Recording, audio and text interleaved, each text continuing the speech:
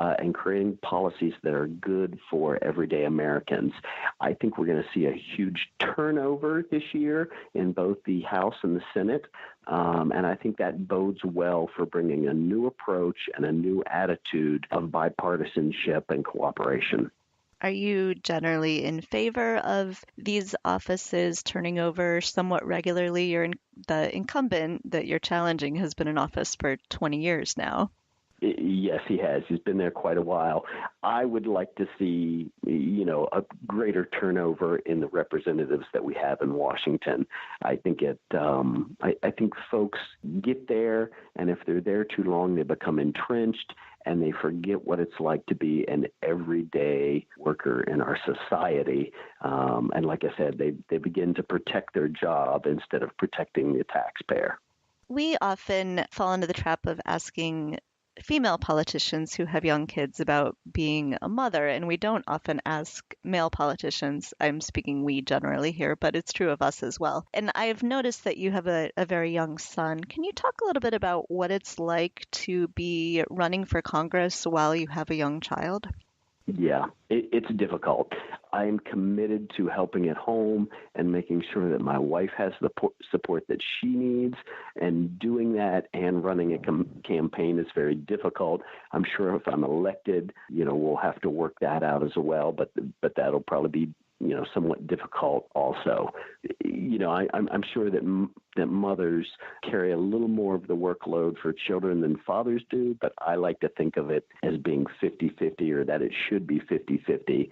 And so I'm committed personally to keeping up my end of that bargain and doing as much as I can. And it is difficult to run a campaign and keep up your half of the bargain. Especially in a fairly large geographic area. So Idaho with only 2 congressional districts means you must be driving a lot to be campaigning. Yeah, that is true. To drive from one end of our district to the other is about 6 hours in this district. And so when I make those trips, I try to pack in as much as I can, and I try to make sure that the drive time is worth what I'm doing in that area of the district. So, if I'm headed up to Salmon or Chalice in the northeastern part of the district, I want to be there for a couple days. I want to have numerous events, and I want to maximize that time so that I make sure the time that I spend away from my family is used as efficiently as possible. Same thing if I drive over to Pocatello or Idaho Falls, I want to make sure that whatever time I spend there is being used as efficiently as possible. Are you campaigning full-time? I am campaigning full-time. My wife works, and I was working up until the end of December. We felt like we could live for a year on just one paycheck. It's difficult for us, but I left my job at the end of December so that I could campaign full-time and concentrate on helping to make this change for our country. I just wanted to make sure we touch a little bit actually about infrastructure. I know that I read somewhere that Idaho is one of the few states in the nation that doesn't have a major freeway linking its 2 largest metropolitan areas. And I also read that you guys have been having some trouble with some shortfalls in maintenance on your highways. I was wondering if you could talk a little bit about infrastructure and whether that's important to voters in your state.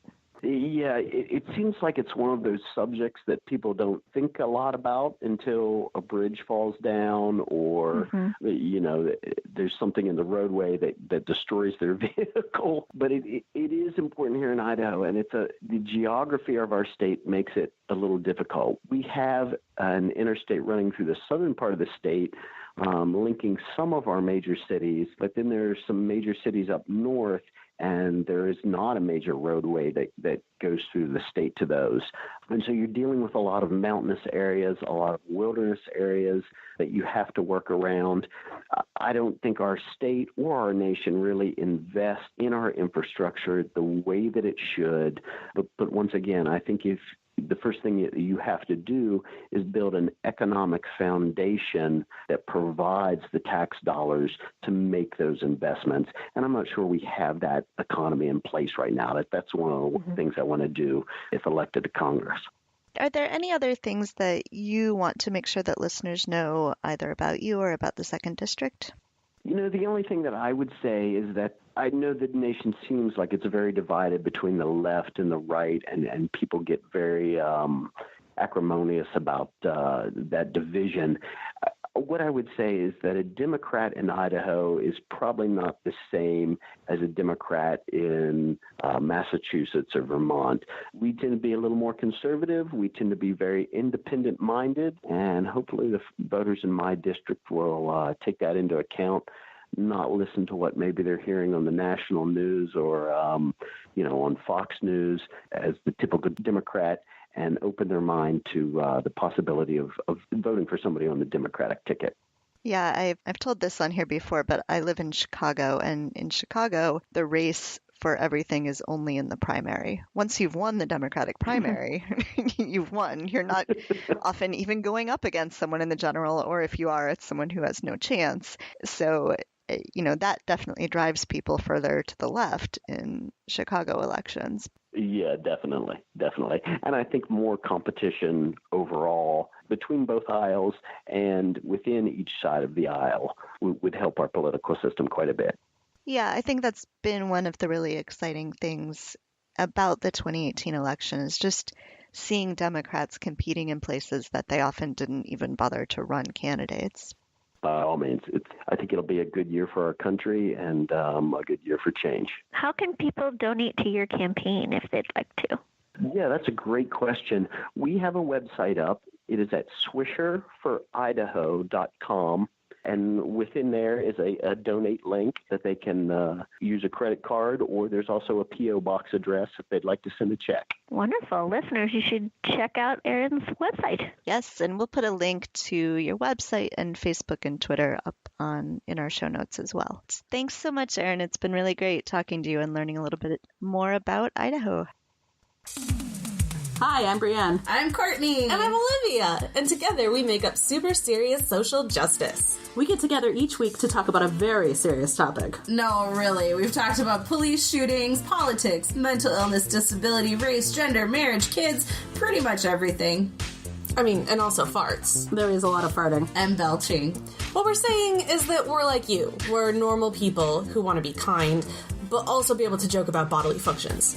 So we've created this podcast to make tough topics accessible and fun. And we even stuck some cat pictures on our website to lure you in. So join us every Wednesday for a new episode of Super Serious Social Justice. You can find us on Apple Podcasts, Stitcher, and all your podcasting apps, or at sssjcast.com. Welcome back to Two Broads Talking Politics. And we're here with another Kelly Mitchell, who is running for clerk of Ada County in Idaho. Welcome, Kelly. Hi, thank you so much. It's wonderful to have you here. Could you tell us a little bit about Ada County in Idaho? I believe it's the most populous county in Idaho, but that's all I know. It is. So Ada County is really the Idaho metropolis.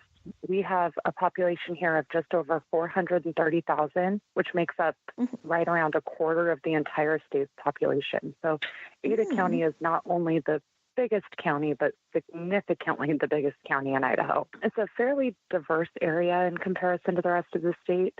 We have the large university, Boise State, is here. So that brings in young people from all over the country to the Boise area. And we also have a large refugee population, which adds to the diversity in the area as well. And Boise, the Boise metropolitan area, was just listed in Forbes as the fastest growing metropolitan area in the country. So there's a lot happening in Ada County right now. And I think when people think of Idaho, they think of it as a really rural area. And while that's true in a lot of parts of the state, Ada County is kind of its own. You mentioned that there's a large refugee population, which is surprising to me. I had no idea. Where are they mostly refugees from? Recently, we've had a lot of Syrian refugees, which I'm sure isn't surprising, but we've had a refugee program since the 80s that helped up to about 300 people a year. So it's really one of the bigger refugee areas statewide. I had no idea. That's really interesting. Do you know if Boise State has a lot of international students, or is there an international population in the area beyond the refugees? There is, yes. Boise State does have quite a few international students. I don't know what the percentage is. I'm not that familiar with the university demographics, but we definitely do bring in quite a few international students as well. And can you tell us a little bit about your background? How did you come to be running for clerk of Ada County? Sure. Well, I was actually born and raised in Boise, Idaho. I've lived here for all but a year of my life. I went to Idaho Public Schools and actually graduated from Boise State University. And I love Boise, the surrounding area. And now my husband and I are raising 2 boys here as well. So politics wasn't really a big part of my upbringing. My mom always identified herself as a Republican throughout my childhood, though I think she's coming around and have my fingers crossed. But we didn't really discuss actual partisan issues a lot as a family. My mom just raised us to be free and critical thinkers. And as I got older, I realized that my inherent values just fit more with the progressive ideals of the Democratic Party. So, while I've been a lifelong opinion haver, this is kind of my first venture into the political campaigning side of things. So I worked as a deputy clerk for 5 years and under the current leadership. And in that amount of time, I didn't see our leadership engage with the community one time outside of campaign season or press opportunity. And I really think that that is such a disservice to our community. How can our elected officials make decisions on behalf of an office when they're not taking the time to understand the impact of those decisions? So this year, the current clerk is retiring and his chief deputy is running for the office. So with the encouragement of family and friends and other deputy clerks, I decided to challenge his campaign and run myself. Historically, there hasn't been a lot of challenge in that campaign or in that race. It's been the clerk and then the chief deputy and then his chief deputy, kind of the sequencing of officials coming into play and not really a lot of accountability or being challenged to actually stand up and have a platform. So I decided it was time to hold our leaders accountable and remind them that their job is to serve the community and not to serve themselves or kind of pad their political careers. That's great. And what does the county clerk do? That is one of the most common questions I've received. So the clerk is really the record keeper of county government. So the clerk is responsible for court administration, election administration, maintaining the county budget, administering marriage licenses, liquor licenses, and so much more. So anyone who has required assistance in any of those areas has been helped by the clerk. Yet so few people understand the importance of the office or know who they're voting for on election day. So I really intend to call more attention to the importance of the position and why it should be filled by someone with integrity and an attitude of service. That's really what the office does or should be doing, is serving the community at that really base level. But I think it's really about meeting people where they are and assisting them from there rather than creating these unnecessary barriers to service. And while innovation and technology are often really good things, they don't take the place of those face-to-face interactions. And it's so incredibly important to hire, train, and retain staff who have the same desire to serve and who are valued in their position. Because we know that employees who feel valued perform their jobs better, especially when they understand how and why their job matters. Can you tell us a little bit about what campaigning for a position like that is like? We talk to a lot of congressional candidates, and so we have a certain idea of sort of how overwhelming it is to campaign for something like Congress and how much money it takes. What is it like to campaign for a position like county clerk? What are the kinds of events that you're expected to do? What kind of budget, roughly, you don't have to give us exact numbers, but what kind of budget does it take? What kind of time commitment does it take to campaign for something like this? It's similar in a lot of ways, but different in a lot of ways. And the similarities really come into like the actual campaign process, the canvassing, the phone banking, the fundraising, all of that's very, very similar. And it is a really big race. In this case, there's a turnout of over 150,000 voters for the general election. So there's a lot of people to me. It's bigger than any of our state Senate or state House races that we have in the area because it is a countywide election. Then on the other hand, kind of the messaging piece and some of these really big partisan issues that are going on right now, everyone wants to know, well, how do you feel about this? How do you feel about this? And I am more than happy to have those conversations with voters, but also explain But this is the role the clerk has in all of that, so that the policy making and the legislation doesn't come out of that office. So there's definitely a different level of voter education, I think. And so if you need to be doing things like phone